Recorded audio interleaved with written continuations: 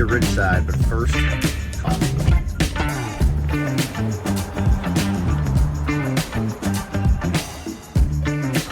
Okay.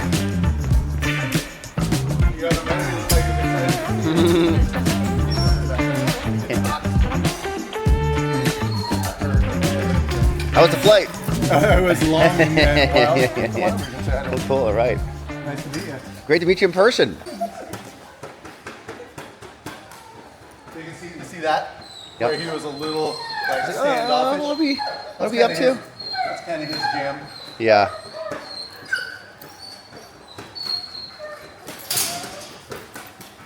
We're just working him mainly on a slip right now, because not knowing where you guys were going to go with Totally. him.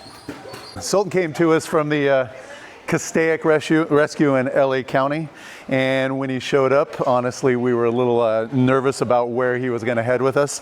The transporters dropped him off, and every time they touched him, he whale-eyed them a little bit. So we're like, all right, what kind of dog do we have here? In the month that we've had him, we've learned that he is a dog that really just prefers to be around a trainer or an owner.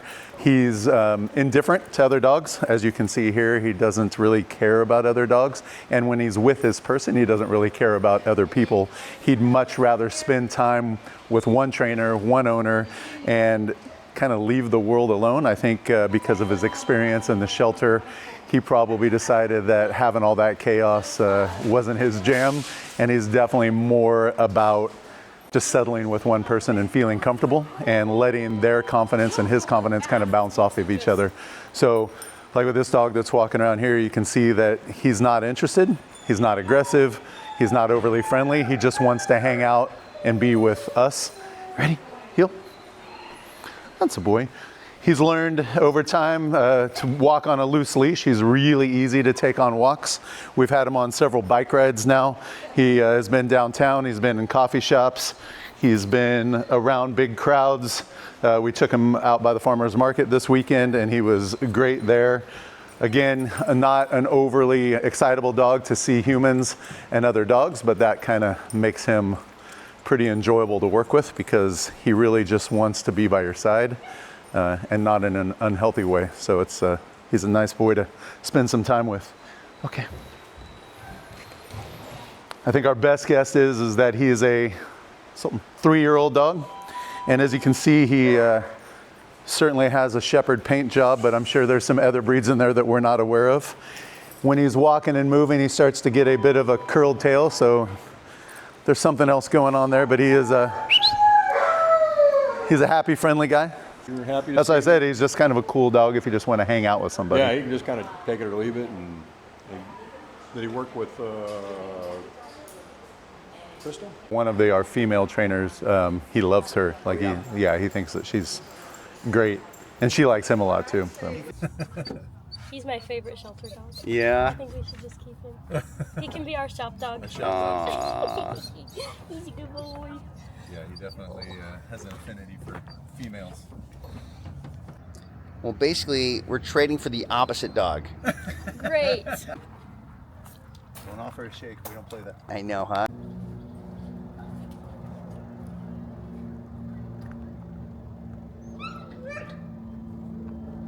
Thanks for asking. My name is Rich Hartman. I own Ridgeside K9 Norcal with my wife. I started life off as an adult in the Marine Corps.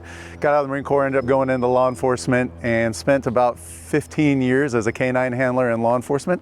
And as you know, when you're a handler, everybody thinks you know how to fix their dog. So people would come to me and be like, hey man, my poodle's doing this, or my Shih Tzu's doing that. And I'll be honest, I didn't have the answers. You know, I think we talked about it before. We know how to work dogs that have high drive. It's easy to work a dog that loves a toy or loves food.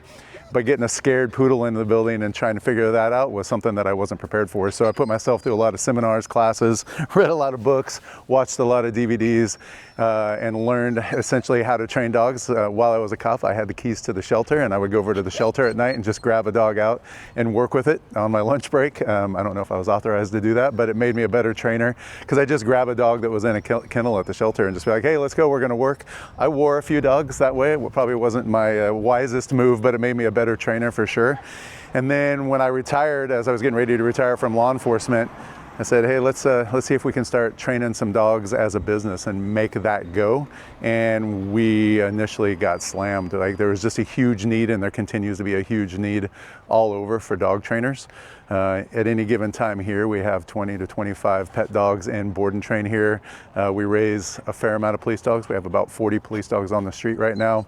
And that's kind of our hobby of passion. We love teaching dogs to sit and lay down and come back to their owners. But at the end of the day, when we can work with some fun police dogs, then we put our efforts into that, and it allows us to do the job with the pet dogs and have some fun with the hot rod dogs at the same time. And Ridgeside K9 itself was started by Aaron Taylor out on the East Coast. Aaron is a Marine Corps veteran and a SWAT K9 handler also, who left law enforcement because of some frustrations that he had in the industry, and decided that he obviously was going to start training dogs, but he also wanted to provide an outlet for veterans. So his goal is to hire as many cops and veterans that have been, you know, through it, and put them in a position where they can, you know, be entrepreneurs on their own. There's several Ridgesides now across the nation, and they're all owned by either veterans or former law enforcement. We just did a dog trade here at Ridgeside K9 here in Chico, which is in Northern California. We traded dogs. So, you guys remember Lux. Lux that we picked up at the shelter, at the Castaic Animal Shelter in LA County. And we traded him for Sulton. So Sulton is a dog that they've already been working with for a few weeks, and they think that he's going to make a good service dog. And it is a really interesting story because Sulton has some body language that would probably make me skip over for a service dog candidate, but they've been putting him in situations to really see what he is as a dog, and it looks like he has some really, really good potential for service dog work. We're taking Sulton down to the Divine K9's ranch, and we're going to see if he has what it takes to make it as a Rescue 22 service dog.